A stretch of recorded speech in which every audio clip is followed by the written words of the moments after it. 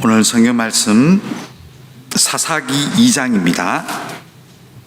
구약 성경 사사기 2장, 오늘은 16절 말씀부터 마지막 23절까지 말씀 같이 보도록 하겠습니다. 사사기 2장 16절 말씀부터요 23절까지 말씀입니다. 우리 한 목소리로 함께 읽도록 하겠습니다. 여호와께서 사사들을 세우사 노략자의 손에서 그들을 구원하게 하셨으나 그들이 그 사사들에게도 순종하지 아니하고 오히려 다른 신들을 따라가 음행하며 그들에게 절하고 여호와의 명령을 순종하던 그들의 조상들이 행하던 길에서 속히 치우쳐 떠나서 그와 같이 행하지 아니하였더라. 여호와께서 그들을 위하여 사사들을 세우실 때에는 그 사사와 함께 하셨고 그 사사가 사는 날 동안에는 여호와께서 그들을 대적의 손에서 구원하셨으니 이는 그들이 대적에게 압박과 괴롭게 함을 받아 슬피 부르짖음으로 여호와께서 뜻을 돌이키셨음 이거늘.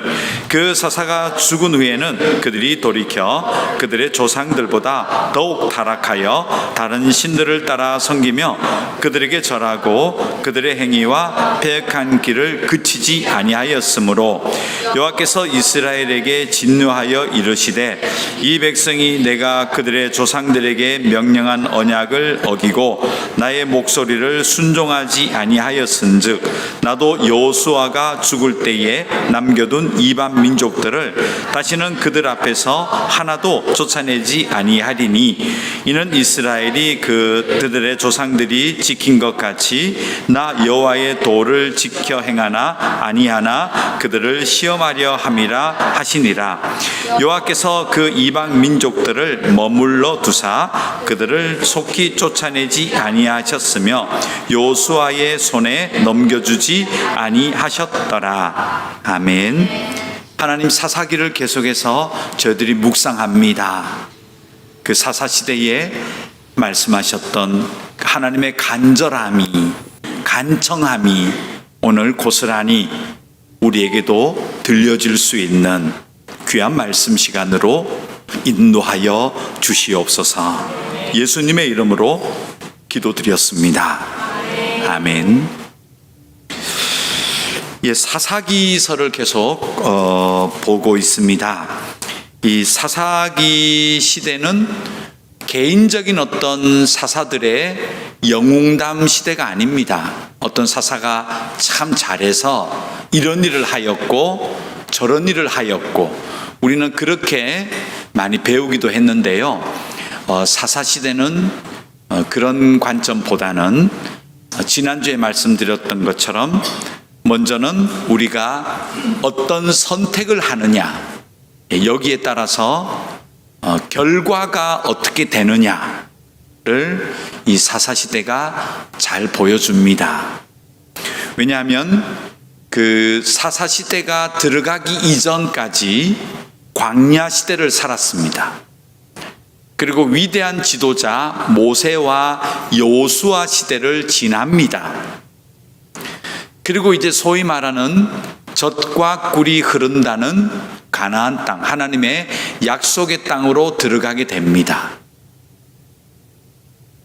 근데 우리는 이 가나안 땅에 젖과 꿀이 흐른다고 해서 들어가면 이제는 아무것도 하지 않아도 어려움도 없고 불평도 없고 괴로움도 없는 그런 하나님의 나라인 줄 알고 있었습니다.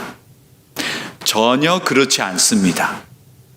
그들이 막상 들어간 곳은 젖과 꿀이 흐른다는 그 표현 속에 들어있지만 하나님 백성이 살기 좋은 곳이 아니고요, 소위 말하는 모든 인간이 타락하기 좋은 조건들과 환경들의 나라였습니다.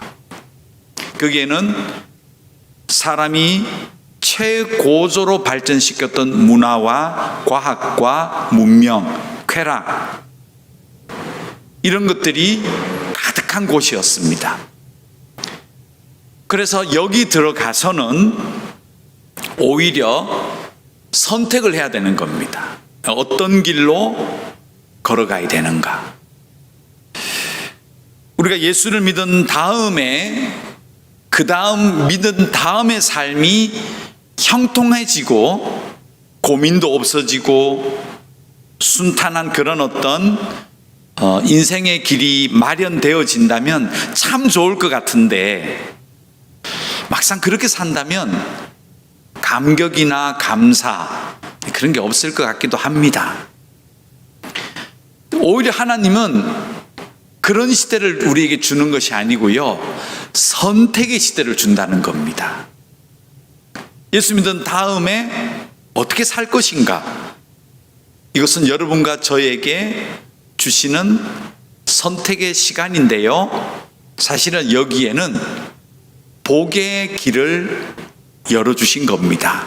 모세는 하나님 말씀이 생명이냐 사망이냐, 복이냐 저주냐, 이렇게 구별된다고 말씀하셨죠.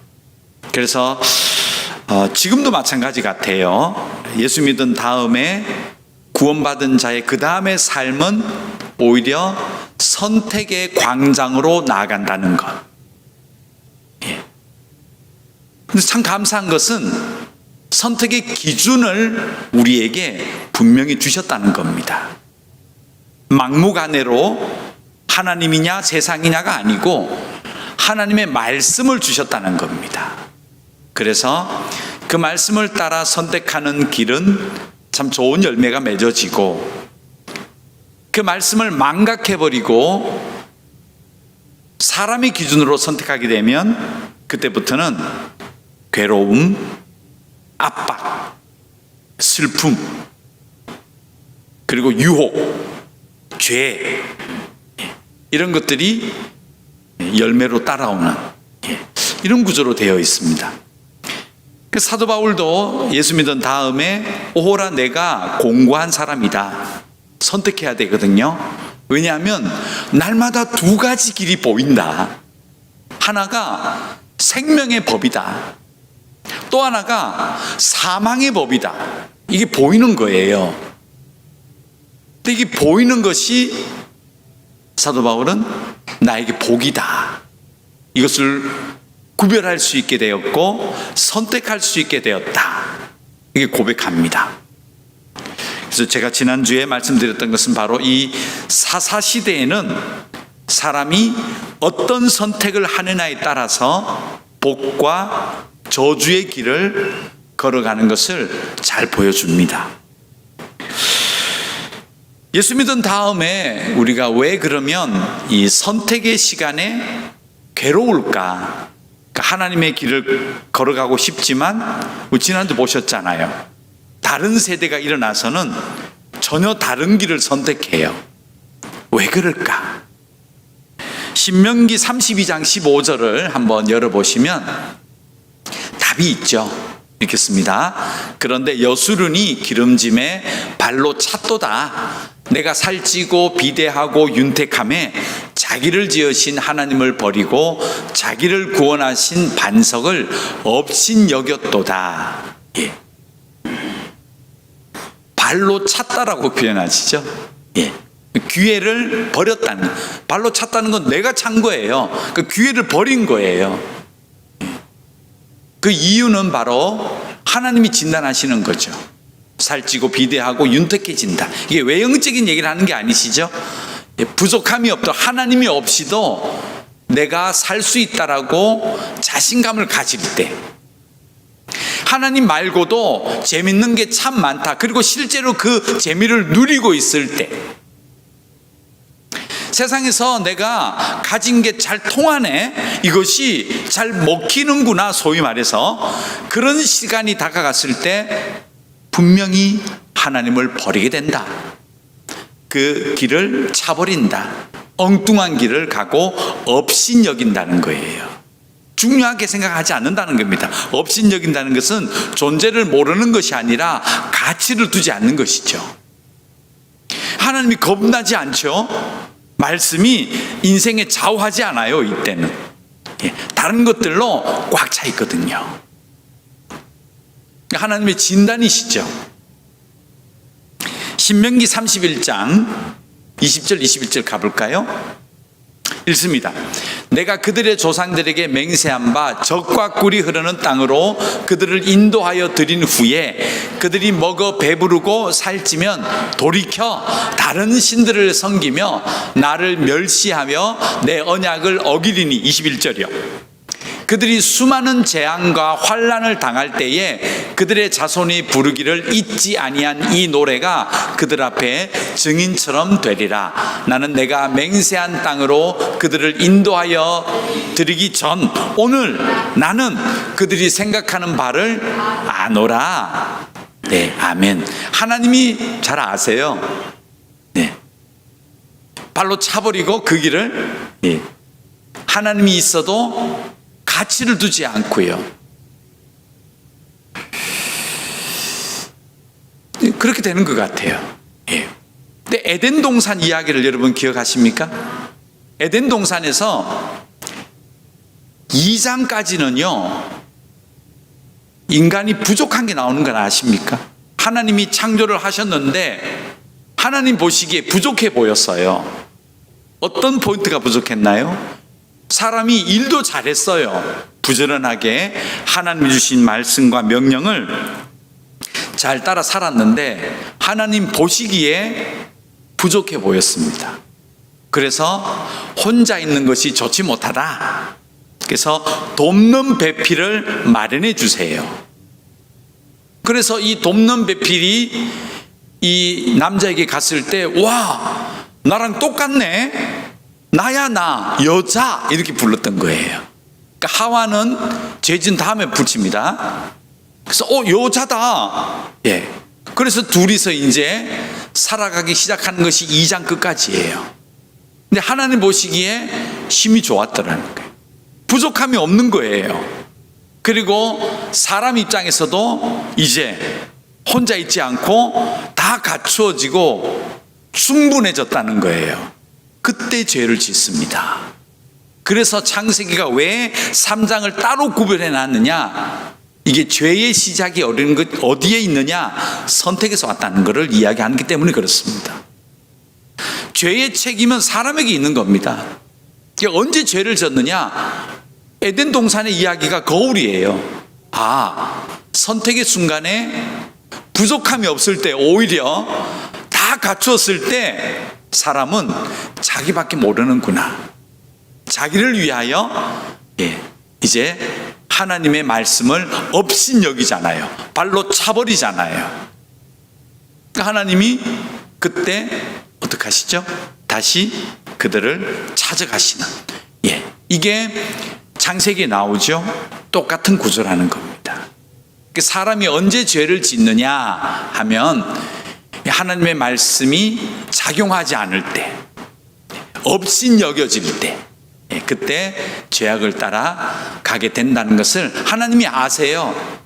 내가 생각하는 바를 안다. 왜? 이미 보셨잖아요. 에덴 동산에서 죄가 어떻게 형성되는지를 보셨죠. 이 근거가 거기 있는 겁니다. 자, 그 다음 사사기 2장 2절을 열겠습니다. 너희는 이 땅의 주민과 언약을 맺지 말며 그들의 제단들을 헐라하였거늘 너희가 내 목소리를 듣지 아니하였으니 어찌하여 그리하였느냐. 예. 책임을 물으시죠. 책임을 묻는다. 왜 그랬어? 라는 것은 너희들의 선택에 대한 책임을 물으시는 거예요. 근데 에덴 동산에 똑같은 말씀하시죠. 어찌하여 나를 피하느냐?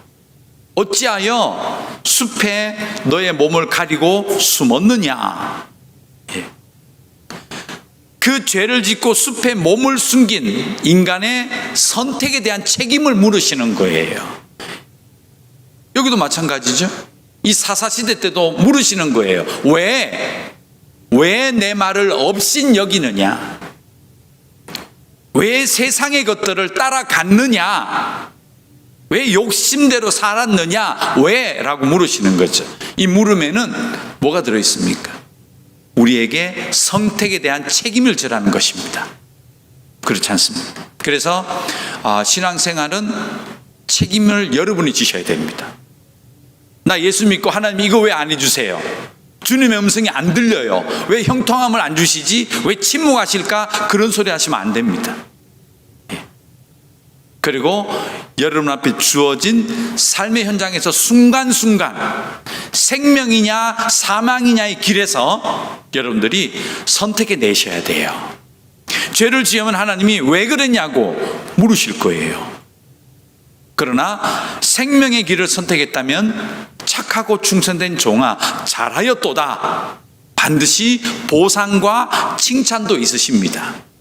예수님도 복음서에 이 이야기를 계속하세요. 그러니까 선택을 하고 결과를 낸 사람은 참 잘했다. 결과 양을 안 보세요. 하나님의 말씀을 선택하고 움직이는 것을 보세요. 하나님을 선택하지 않은 사람은 반드시 책망하시고 재앙을 내리세요. 신명기 32장 23절 여러분 숙지하셨습니까? 바로 이 신명기 말씀에 다 들어있는 내용입니다. 볼까요?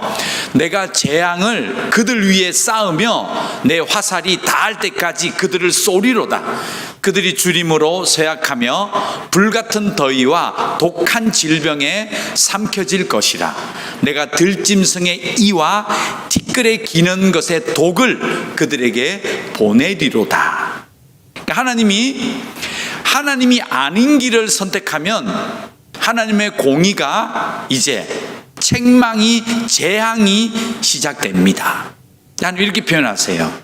내가 재앙을 내리는데 화살을 닿을 때까지 쏘겠다는 거예요. 집요하게. 하나님 앞에 감추려고 꿈도 꾸지 마세요. 끝까지 따라와서 쏘세요. 집요하신 분이에요. 끝까지 죄에 대해서는 끝까지 추적하세요. 내가 끝까지 다니면서 그 죄까지 다 내가 얘기하겠다. 무서운 분이시죠. 무서워하셔야 됩니다. 그리고 거기다 뭐를 더 하겠다는 거예요. 줄이게 만들어버려. 배를 줄이게 만들겠다. 약하게 만들겠다. 불같은 더위와 독한 질병을 보내겠다. 기후를 통하여. 우리가 결국은 지금 환경의 역습을 받잖아요. 쓰레기를 버리고 마음껏 자연을 보호하지 않는 이런 것들이 다 돌아오잖아요. 결국 이 구절도 어디에 있죠? 하나님이 땅을 저주하셔서 가시와 엉겅퀴를 내겠다고 말씀하셨죠? 같은 맥락이에요. 그 재앙이잖아요. 그런 것들이 우리에게 처벌로 내가 내려주겠다. 내 길을 걷지 않으면. 들짐승의 이와 티끌에 기는 것들의 독, 병균이잖아요. 마침 제가 이 설교를 2019년도에 했던 거 기억나십니까? 그리고 그해 말에 코로나가 창궐했습니다. 이런 일들이 세계 역사에 계속 일어나는 거예요. 이상한 질병들이 나고. 근데 성경에 다 있어요. 하나님께서 저렇게 기후와, 그렇죠? 어떤 자연, 그리고 어떤 병균들을 통해서 계속해서 우리를 가만두지 않겠다는 거죠.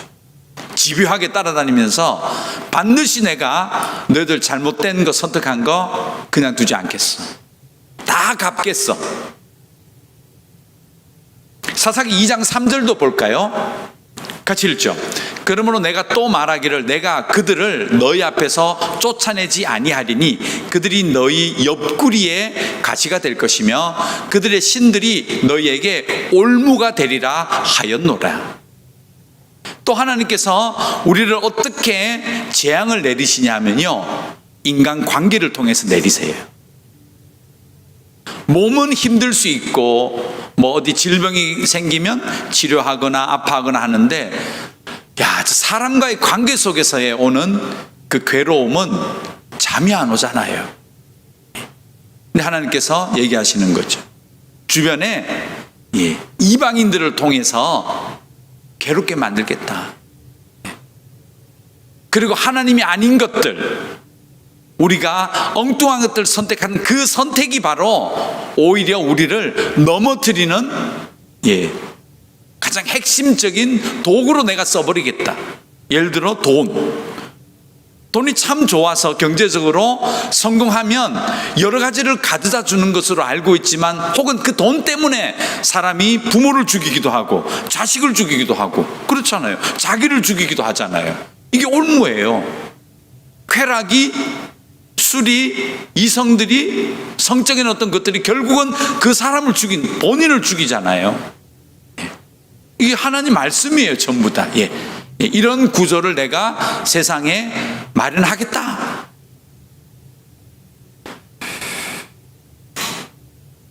그리고 이 사사시대 때 볼까요? 사사기 13장 1절. 이스라엘 자손이 다시 여호와의 목전에 악을 행하였으므로 여호와께서 그들을 40년 동안 블레셋 사람의 손에 넘겨주시니라. 이 사사기서에는요, 하나님 말씀을 선택하지 않으면 어떤 처참한 길을 걷게 되는지를 적나라하게 보여주신다니까요. 이 블레셋 사람들이 얼마나 강한 사람들입니까? 지중해에서 배를 타고 해적질을 하는 사람들이었어요. 굉장한 무기들과 포악하고 강인한 사람들이에요. 덩치도 컸던 것 같아요. 골리앗이 여기서 나오잖아요, 블레셋 사람들 중에.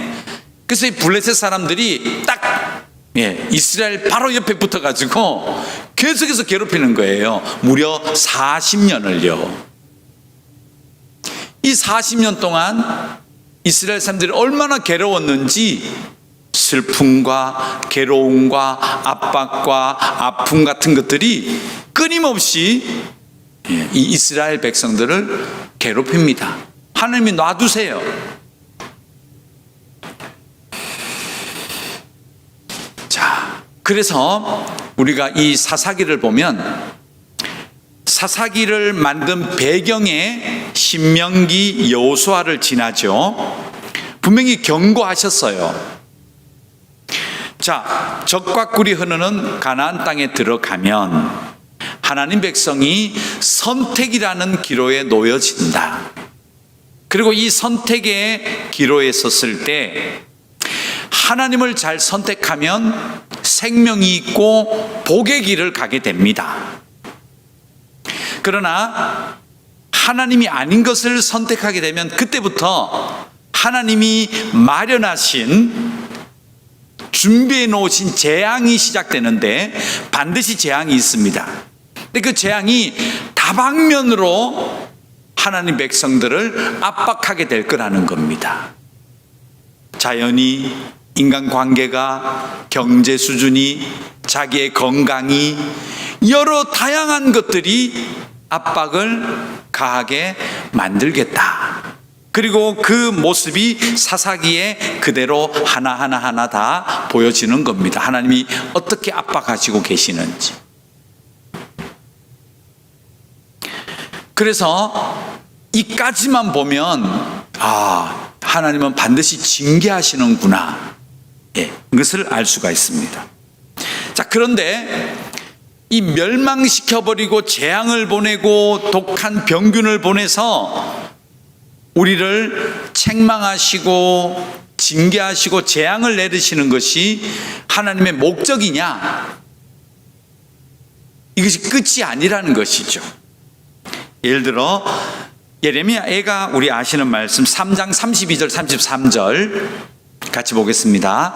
그가 비록 근심하게 하시나 그의 풍부한 인자하심에 따라 긍휼히 여기실 것임이라. 주께서 인생으로 고생하게 하시며 근심하게 하심은 본심이 아니시로다. 아멘. 예레미야 때도 마찬가지입니다. 이 왕국이 이스라엘 왕국이 되었을 때 그들이 처음에는 다윗이나 솔로몬을 통하여서 하나님 말씀을 잘 공부하고 그 말씀을 따라 순종하는 길을 선택하죠.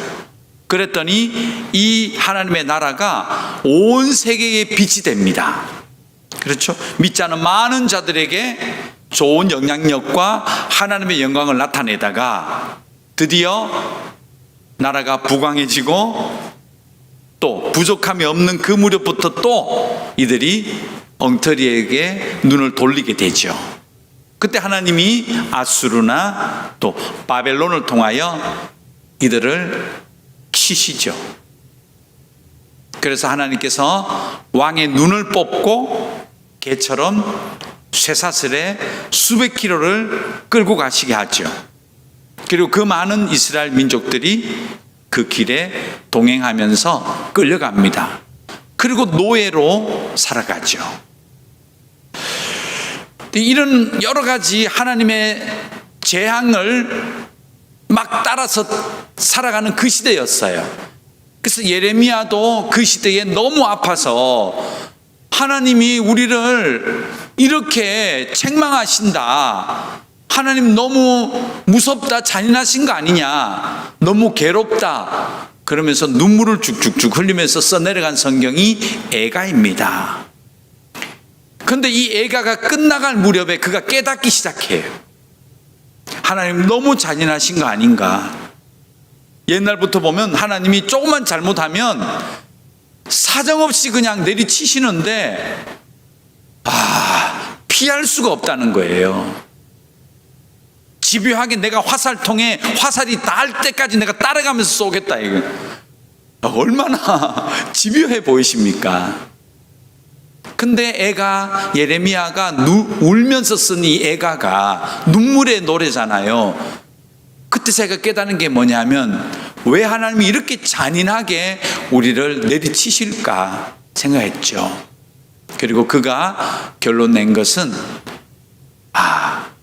이 고난과 근심을 통하여서 나를 되돌리고 싶은 마음이 있으시구나, 이걸 깨닫기 시작합니다. 그래서 쓴 성경이 주께서 인생으로 고생하게 하시며 근심하게 하심은 본심이 아닌 것 같다라고 느끼기 시작합니다. 그리고는 그때부터 진짜 눈물을 흘리고 정말 회개의 눈물을 흘리기 시작합니다. 그리고 이 예레미야의 눈에 하나님의 본심이 가득히 보여지기 시작합니다. 그래서 예레미야서가 나온 겁니다. 예레미야서는 하나님의 본심에 대한 이야기를 적어놨습니다. 그래서 바벨론의 포로로 잡혀가서 히브리 노예들의 그 합창을 만들었던 나부코처럼 그런 어떤 어려운 시간이 있을지라도 하나님의 본심에 대한 이야기를 예레미야가 하죠. 하나님의 본심은 그 포로 시간에 하나님이 다시금 하나님의 노예가 되게 만드시는 과정임을 그가 노래하는 게 예레미야입니다. 그 예레미야서는 참 암울해 보이지만 그 속에 하나님의 본심이 이렇게 몽글몽글 피어나오는 성경이 예레미야서예요. 그래서 여러분들이 하나님의 마음을 알고 싶을 때는요, 예레미야서를 보십시오. 굉장히 많이 표현했습니다. 하나님이 자기 마음을. 귀한 성경입니다. 다시 돌아와서요. 그래서 사사기 2장 16절 읽어보겠습니다. 여호와께서 사사들을 세우사 노략자의 손에서 그들을 구원하게 하셨으나, 하나님의 본심은 사실 죄에 대해서는 단호하세요. 눈 감아줄 수가 없어요. 죄는 반드시 책망하셔야 돼요. 죄는 하나님의 속성이 아니에요. 그러니까 하나님과 동행하기 위해서는요, 그 속성을 버리게 만드세요. 이게 하나님의 공의입니다. 하나님의 정의입니다. 하나님의 의라고 합니다. 그래서 이것은 반드시 책망하세요. 그게 하나님의 공의예요. 그러나 하나님의 본심은 책망으로 끝이 아니고요, 다시금 되돌려 놓고 싶으신 거예요. 다시금 하나님의 말씀을 잃어버리고 발로 차버리고 업신여겨버리는 그 세대에게 다시금 하나님 말씀을 던져주고 싶은 거예요. 그래서 쓰신 방법이 뭐냐 하면 사사들을 세워서 그 시대에도 하나님이 구원하겠다는 마음이 이 잘 드러난 성경이 사사기서입니다. 자, 이 이야기를 좀 더 깊게 해야 됩니다. 오늘 18절은 너무 중요합니다. 한 절 내려가시고요. 여러분, 이 18절을 꼭 기억해 놓으셔야 됩니다. 그리고 몇 번 읽으셔야 돼요. 같이 읽어볼까요? 여호와께서 그들을 위하여 사사들을 세우실 때에는 그 사사와 함께 하셨고 그 사사가 사는 날 동안에는 여호와께서 그들을 대적의 손에서 구원하셨으니 이는 그들이 대적에게 압박과 괴롭게 함을 받아 슬피 부르짖음으로 여호와께서 뜻을 돌이키셨음 이거늘. 아멘. 자, 이 구절에서 우리가 몇 가지를 찾아내셔야 돼요. 첫 번째가 뭐냐 하면 사사들을 세우셨다 그러잖아요. 우리는 사사기를 잘못 읽으면 어떻게 읽으냐 하면 위대한 삼손, 똑똑한 여서진자 드보라, 왼손잡이 온니엘, 그리고 잠깐 실수해서 딸을 죽여버린 입다, 그리고 항아리 들고 횃불 들고 달려간 기드온. 그래서 마치 그들의 무용담을 우리는 교회에서 아이들에게 얘들아 삼손이 누구야? 힘센 삼손이 있었어요 하면서 그렇게 얘기를 많이 할 수도 있습니다. 그럼 사사기가 여러분 어떤 구조로 되어 있냐면 사사기 1장부터 온니엘이라는 사사가 있었습니다 라고 해야 되는데 사사 이야기는 3장부터 나옵니다. 그리고 사사기 1, 2장에는 전부 무엇이 나오냐면 왜 사사기 시대가 왔고 왜 하나님이 그 사사 시대에 어떤 일을 하셨는지를 먼저 서론에 이야기하셔야 되기 때문에 사사기는 1, 2장까지 이 배경이 훨씬 중요하고 많아요. 그 다음에 이제 이 말씀 배경부터 시작되는 사사 한 명 한 명, 전체가 아닙니다. 중요한 사사 이야기를 3장부터 나오기 시작하는 겁니다. 즉 사사는 하나님이 사용하신 사람이에요. 하나님이 그 사사 시대에 하나님을 선택하지 않고 신명기 32장을 기억하지 못하는 세대에게 사람을 세워서 다시 구원하겠다는 것은 그 사람에 통하여 하나님이 무엇을 하겠다는 것입니까? 하나님의 생명의 길을 다시금 이 사사를 통하여 사사시대에 하나님을 선택하지 않은 자들에게 들려주시는 일을 사사를 세워서 했다는 겁니다. 중요한 구분입니다. 사사시대에는 사사가 위대해서 참 멋진 사사가 있어 하나님이 너 한번 잘해봐가 아니라는 거예요. 이 사사시대의 배경은 하나님 말씀이 없는 시대, 혹은 하나님 말씀의 가치가 소멸된 시대, 혹은 하나님을 발로 차버린 망각해버린 그 시대, 지금하고 비슷해 보여요.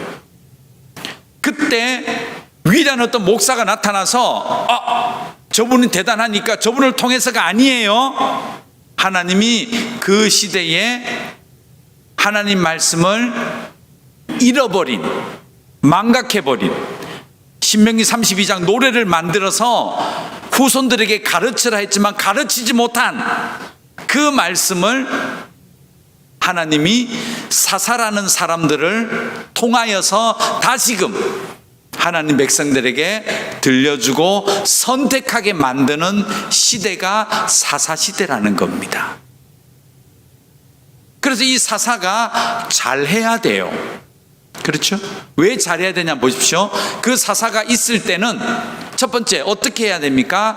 하나님이 사사와 함께 하셔야 되는 거예요. 그러려면 사사는 철저하게 자기 말을 하면 안 돼요. 자기 것을 추구하면서 하나님에게 영광 돌리는 자가 아닙니다. 근데 그런 사사가 있었어요. 자기 삶은 따로 그냥 막 놀 거 다 놀고 지킬 거 다 지키면서 가질 거 다 가지면서 사사지를 했던 사람도 나와요. 그 사람 구절은 1, 2구절밖에 없어요. 하나로 딱 정리해놨어요. 자식이 70명이었어. 와, 건강했네가 아닙니다, 여러분. 음란했다는 거잖아요. 생각해 보세요. 자식이 아들이 70명이면 엄마가 얼마나 많겠어요? 70년 동안 어떻게 아내가 아기를 낳아요? 근데 그게 사사였어요. 이게 사사기에 나오는 거예요. 그 사사기는 영웅담이 아니에요. 하나님 말씀을 잃어버린 시대에 자기의 것을 내려놓고 하나님 말씀의 길로 선택해서 하나님과 동행하는 사람이 사사라고 하는 겁니다. 그래서 기록을 그렇게 놨죠. 사사와 함께 하셨다. 여기에는 사사의 조건을 그려 놓으신 거예요. 자기 것을 철저히 비우고 하나님의 말씀으로 채워 넣는 사사가 쓰였다는 겁니다. 그렇게 나오죠. 그 다음, 사사가 사는 날 동안에는 여호와께서 그들을 대적의 손에 구원하셨다는 거예요. 그러면 이 사사가 활동을 하잖아요. 무슨 활동을 하겠습니까? 어떤 사사가 힘이 있어가지고 내가 블레셋을 가서 쳐부시겠어, 그런 게 아니라니까요. 이 블레셋 때문에 괴로움을 당하는 그 40년 동안 왜 괴로움을 당했나요? 하나님 말씀을 잃어버렸잖아요. 업신여겼잖아요. 그럼 사사가 블레셋들이 계속 압력을 가할 때 이스라엘 백성들에게 뭘 얘기해야 되겠습니까? 하나님의 말씀, 신명기 32장 1절부터 43절을 여러분 모세를 통해 하나님이 말씀하지 않았냐고. 그래서 그 사사가 그 말씀을 가르쳐야 되는 거예요. 그리고 자기도 하나님의 길을 걸어가야 되는 거죠. 그랬더니 이 사사를 통해서 어떤 일이 났냐는 거예요. 사람들이 그제서 하나님의 말씀을 듣기 시작하고 무엇이 하나님을 선택하고 가야 되는 길임을 보게 된다는 거예요. 그래서 그들이 있는 동안에는 그 영향력으로 말미암아 대적에게 압박해서 그 괴로움에서 하나님이 구원해 줬다. 이 예수님이 비슷한 말을 하셨죠. 세상은 까맣다, 독사의 새끼들이고 악의 영들이 있는 곳이다. 어떻게 하라는 거죠? 네가 가서 무슨 일 하라고요? 빛과 소금이다 해라. 왜? 그렇게 가면 밝아져. 부패한 것들이 부패하지 더 이상 하지 않아. 세상이 맛을 내. 그 기간이 어떤 기간이라는 거예요? 대적의 압박에서 벗어나서 하나님의 평안으로 하나님 말씀으로 살아가는 시대가 너를 통해 열려. 이게 너희가 세상의 소금이고 너희가 빛이다. 이 말씀과 사사가 하나님 말씀을 잘 따라서 선택하고 하나님 말씀을 가르치고 하나님의 말씀대로 살아가는 그 행함으로 말미암아 그 시대가 대적의 압박으로부터도 평안한 시대가 되었다. 이게 같은 맥락이라는 겁니다.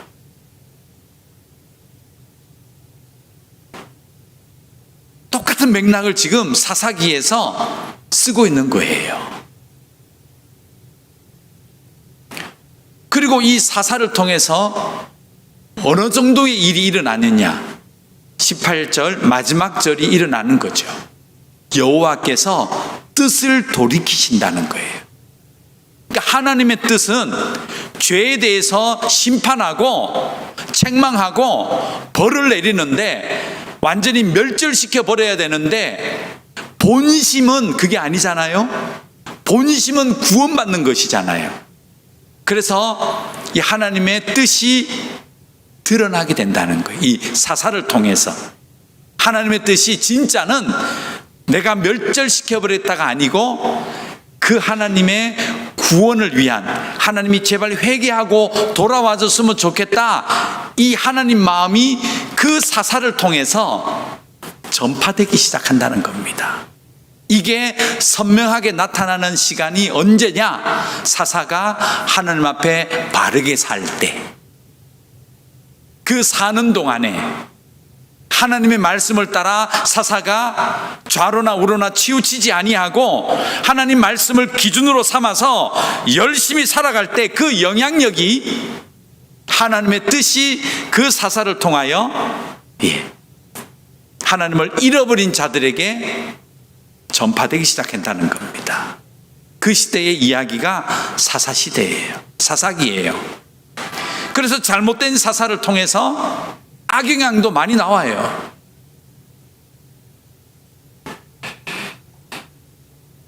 자, 한번 찾아보겠습니다. 사사기 3장 11절.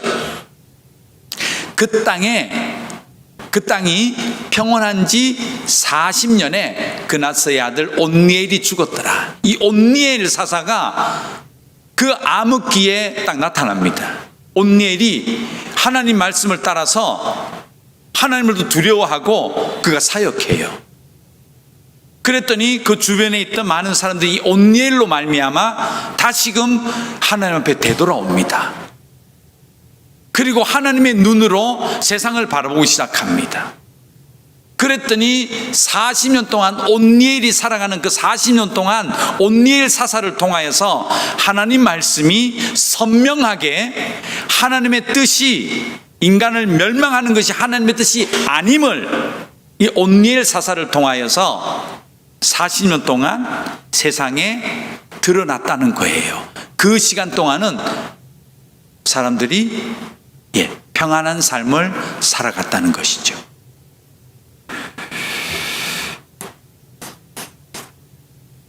하나 더 보겠습니다. 요나서 3장 10절. 하나님이 그들이 행한 것 곧 그 악한 길에서 돌이켜 떠난 것을 보시고 하나님이 뜻을 돌이키사 그들에게 내리리라고 말씀하신 재앙을 내리지 아니하시니라.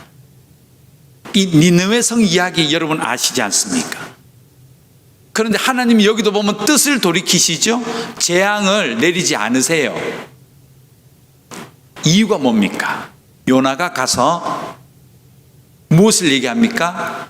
하나님 말씀을 그대로 전한 겁니다. 하나님이 하신 얘기를 그대로 가서 니느웨 사람들에게 전했더니, 즉 사사와 똑같은 삶을 산 거죠. 요나가 있는 동안 하나님 말씀을 전했더니 그 말씀을 듣고 니느웨 사람들이 회개 운동이 일어나죠. 그랬더니 하나님께서 뜻을 돌이키신다. 이게 오늘 사사기 2장 18절과 똑같은 내용이라는 겁니다. 자, 그렇다면 이제 약간 희미하게 보여지는 게 있어요. 사사기를 우리에게 주신 이유는 어떤 사사의 위대함을 얘기하는 것이 아니고 이 암흑시대에 하나님 말씀이 부재가 되어 있고 업신여겨지고 하나님의 길을 발로 차버리는 그 악한 시대에 누구를 찾고 계시겠습니까? 사사를 찾는 겁니다. 어떤 위대한 능력 있는 사람이 아니고요, 하나님 말씀을 듣고 전할 수 있는 자, 하나님의 말씀의 길을 선택한 자, 그가 누구든지 하나님은 그를 사사라고 부르세요. 그래서 그 사사를 통하여서 하나님 말씀이 다시금 들려지기를 원하십니다. 그리고 그 말씀이 사람에게 적용이 되어서 그 사람이 하나님의 사람으로 되돌아설 수 있다면 이것이 하나님의 본심, 하나님의 원하심이 세상에 전파되는데 그 사사를 쓰시기를 원하시는 거예요. 즉 사사기를 우리에게 보여주신 이유는 이 사사가 누구라는 겁니까? 우리가 될 수 있다는 겁니다. 그리고 그 사사가 똑바로 하지 않으면 그 백성이 다시금 엉터리로 돌아갈 수밖에 없다 라고 19절을 기록하셨습니다. 보겠습니다. 같이 읽습니다. 그 사사가 죽은 후에는 그들이 돌이켜 그들의 조상들보다 더욱 타락하여 다른 신들을 따라 섬기며 그들에게 절하고 그들의 행위와 패역한 길을 그치지 아니하였으므로 라고 기록하고 있죠. 그 사사가 없으면, 우리가 세상의 빛과 소금의 일을 하지 않으면, 여러분이 하나님의 길을 걷지 않으면, 여러분의 선택이 하나님이 아닐 경우에는 똑같은 일이 벌어진다는 거예요. 아무런 영향력이 없다는 거예요.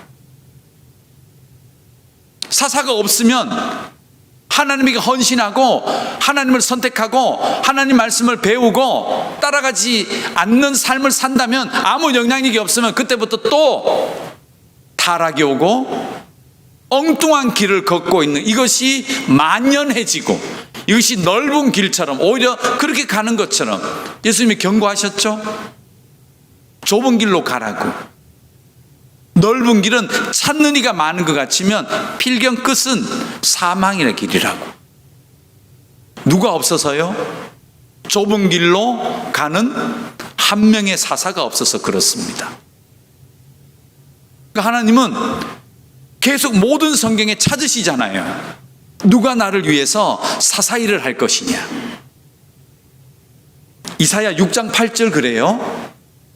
읽습니다. 내가 또 주의 목소리를 들으니 주께서 이르시되 내가 누구를 보내며 누가 우리를 위하여 갈고 하시니 그때에 내가 이르되 내가 여기 있나이다 나를 보내소서 하였더니 하나님께서 이 이사야를 어떻게 쓰십니까? 하나님 말씀을 전하는 자로 그 암흑 같은 이스라엘의 마지막 시대, 왕조가 타락하고 타락할 대로 타락한 그 시대에 이사야를 통해서 하나님이 하나님의 말씀의 법을 또 설명하고 계세요. 그래서 이사야서가 성경이 많은 겁니다. 제가 금년에 말씀드렸어요. 이사야 성경이 왜 많으냐? 이사야가 그만큼 많이 하나님 말씀을 받은 겁니다. 왜 받았을까요? 답이 여기 있잖아요. 하나님, 제가 하나님의 길로 가겠습니다. 저 선택을 통하여서 하나님이 글을 쓰시는 거예요. 금방 사사기 보셨잖아요. 바른 사사가 활동할 때는 하나님이 함께 계셨고 그 사사를 통하여 대적들의 압박을 깨서 구원하셨고 하나님 뜻을 돌이키시고 평안한 시대를 그 사사를 통해서 주셨지만 이사야가 저 헌신을 하니까요, 하나님께서 이사야에게 얼마나 많은 말씀을 하셨는지 한번 보십시오. 그 말씀 중에 하나가 뭐죠?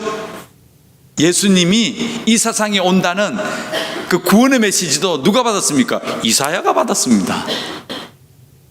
그가 기묘자다, 모사다, 세상 죄를 지고 가는 어린 양이다. 이 위대한 메시아에 대한 하나님의 약속을 받아낸 사람이 이사야서입니다. 이사야. 근데 왜 이사야가 이 말씀을 받았을까요? 여기 답이 있습니다. 헌신하는 사사, 하나님을 선택한 사사, 하나님의 말씀의 길을 걸어가는 그 사람을 통하여서 하나님은 세상에 하나님의 뜻을 알리고 싶으신 거예요. 이게 사사기의 기록의 목적입니다. 그래서 사사기를 읽으실 때는 야, 재밌다, 이런 사사, 위대한 사사가 아니고요, 지금 시대랑 똑같습니다.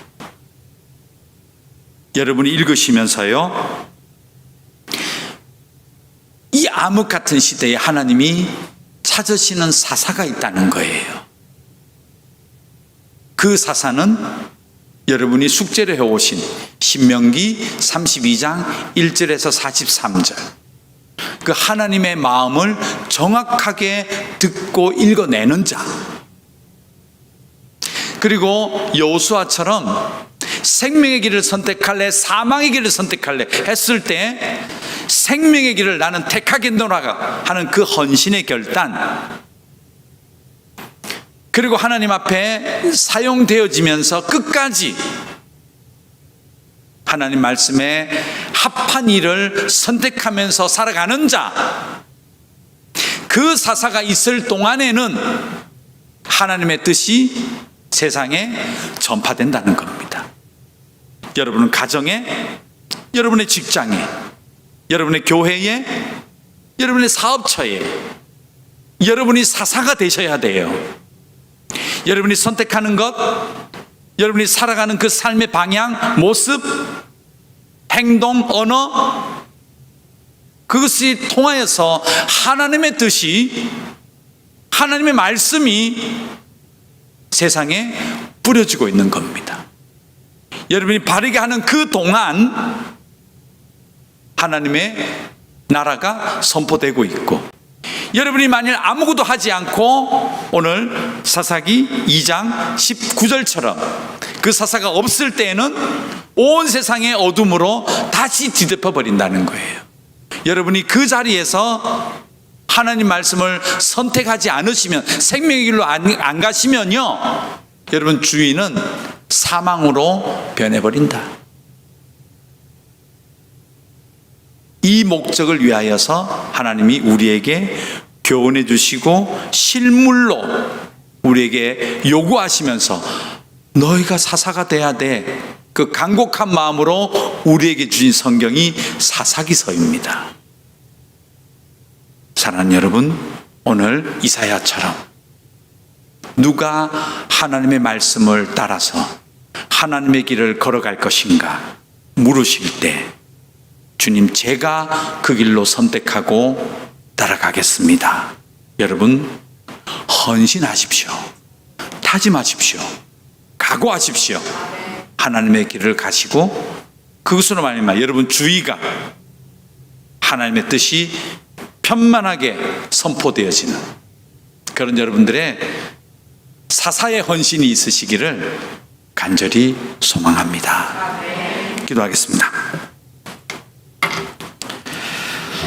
하나님, 지금도 누가 나를 위하여 갈 것인가 사사를 찾으시는 아버지 하나님, 우리 사랑하는 성도들이 제가 여기 있습니다, 하나님의 길을 가겠습니다 라고 헌신할 수 있는 귀한 성도들 되게 하여 주시옵소서. 하나님, 이 땅을 살아가며 어떤 선택의 순간에 오든지 하나님 말씀을 기준으로 좁은 길일지라도 그 길을 선택하고, 그리고 묵묵히 참으며 인내하며 그 길을 걸어갈 수 있는 우리 모두가 되게 하여 주시옵소서. 예수님의 이름으로 기도드렸습니다. 아멘.